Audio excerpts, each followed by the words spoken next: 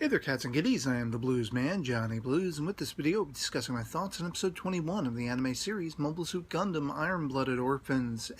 And, even though I speculated it was coming, and I saw it was coming through the large majority of this episode, calling back on, I sort of poked fun in my previous episode discussion video, talking about those old 50s war movies, where you have the guy who's like the really tried and true heartful character who's reminiscing about days of old and going back home, and his first day back he's going to get with his best gal, take her to a ball game, have a hot dog, and experience all these things that people usually take for granted, and boom, he's the one who gets the bullet in the head, and has everybody else fighting and continuing to fight, like out of a sense of vengeance, that kind of thing, and just making up for his life being taken. And that's very much kind of what plays out with Biscuit in this episode. But the thing is, like, I don't care how much I thought it was coming, how much I speculated and really saw it coming. It was no less impactful emotionally, because when you think about who Biscuit is and who he has been through the course of the series, he has been the brain trust. He's been the Merlin to Orga's King Arthur, like the vizier, the person who is the common sense. He has to go to Biscuit for plotting and strategy and all this kind of stuff. Like, he is the heart and soul. He's the Ray Stantz of the Ghostbusters that is Tekadon. And so to see him not only taken out, at all to begin with, killed, but then in a sacrificial act for the man who he has only just in the last episode had his first disagreement with. Finally, Biscuit is becoming concerned with the long-term infidelity of keeping life going. Like the life and death aspect of this is now very poignant to him.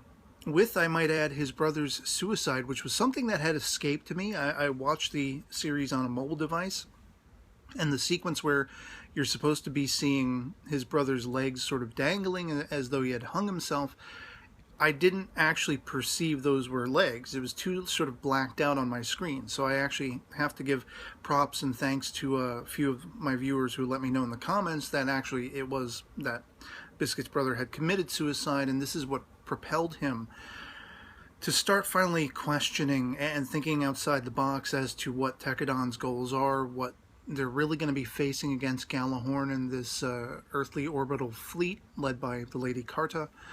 And for Karta to basically be the one who takes him out. And then soon do we see what follows, where Mikazuki has become Wolverine mode. He's beast mode, and he just completely crushes Karta. I don't think she's coming out of that one alive. I said that a little while ago about Ain, and we see that Ain is actually still on life support and everything like that. And I had a brief, fleeting moment where Orga is trying to get back to Biscuit as he's hanging out of his mobile suit, his worker suit, whatever it's called. I had a fleeting moment where I was like, could they potentially save him in the same manner as Ain? The problem being, the only reason that even happened was because of Baldwin and Galahorn and all of that backing and whatever like that. So it really choked me up, especially thinking of his little sisters on Mars, his grandmother and everything. They've now lost in the mix two brothers. One they were estranged from, and one was near and dear to them, but neither are coming home ever again. And as an older brother to a sister who I've been caregiver toward and, sort of taking guardianship over and become a surrogate parent toward, it really broke my heart to see Biscuit taken out. And it's like I said, no matter how much I saw it coming, it was just a punch to the gut, seeing that happen the way it did. And this, following on from, like, the entirety of this episode was like an action-packed action movie, where the strategy in Tekadon and using, like laughter and all that kind of stuff, and Shino and Akihiro, like, they were all well positioned all around the island. They, per, Biscuit's own idea, they had duped Galahorn into thinking one section of the island was completely unprotected, and they'd have an easy going to try to get after Cordelia and the old man, and completely a ruse and all that kind of stuff. Everything from putting explosive devices on the piers and the walkways so that the opposing mobile suits could be, floundered in the water, and hitting as many of them as they could on the water.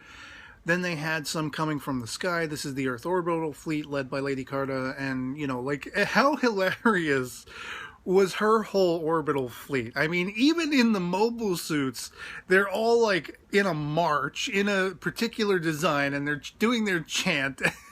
I think it's either Shido or Akihiro takes a shot, and he's like, oh, was I supposed to shoot now? Yeah.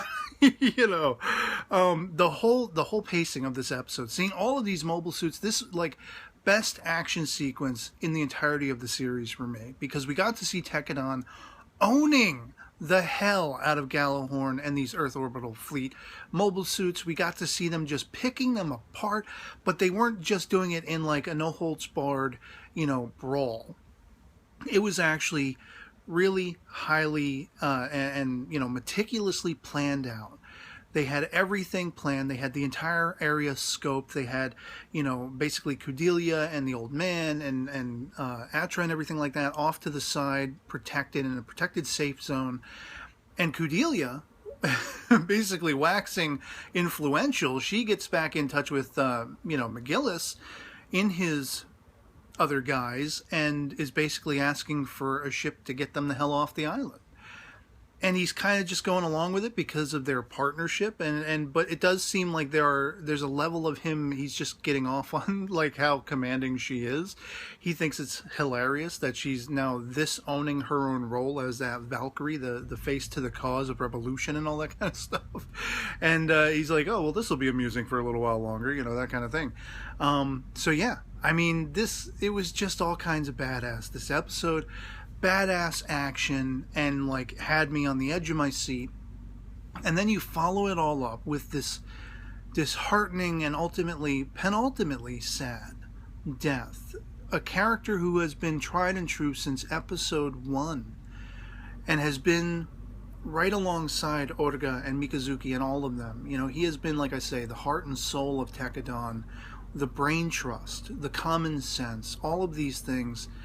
And it does lead me to wonder what is going to follow, for Orga. Will he begin to question, similarly to how Biscuit was brought to the point of doing, will he begin to question his own choices and think long term? I mean, now they can never have that dialogue, and he'll need to have that dialogue with someone.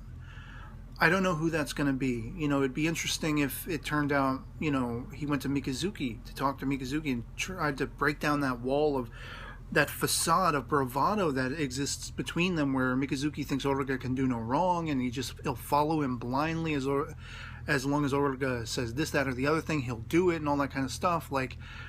I don't know, but what a hell of an action-packed episode with just the most standout emotional core by the end, and can't wait to see what happens next. That's all I'm left with. So I'd love to hear from you guys in the comments below what you thought of episode 21 of Mobile Suit Gundam Iron-Blooded Orphans. If you've seen it, if you enjoyed it as much as I did, loved all the kick-ass action at the hands of Tekkadan, laying the smacketh down on Gallahorn and the Earthly Orbital Fleet.